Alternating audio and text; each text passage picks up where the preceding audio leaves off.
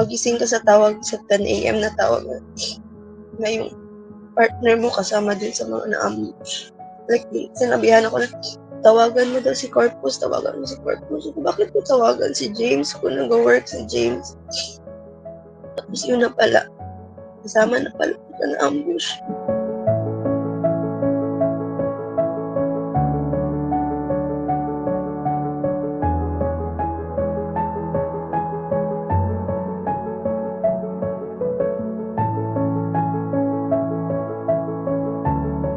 Sabi ko sa kanya ko, para hindi tayo magastusan kung ever magpakasal tayo.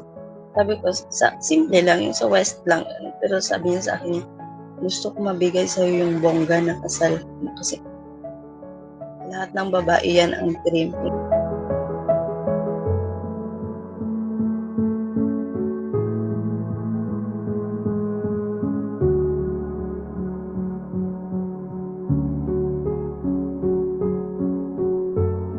Tumawag pa po siya sa akin kaso antok pa ako. Sabi ko sa kanya, matulog muna ako, be.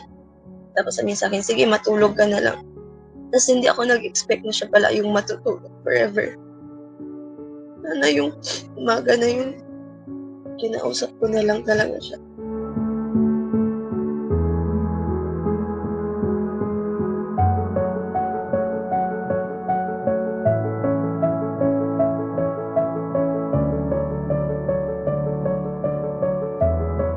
Sabi nila, it takes a strong woman to love a military man. Pero yung ganun kaaga, hindi mo talaga expected.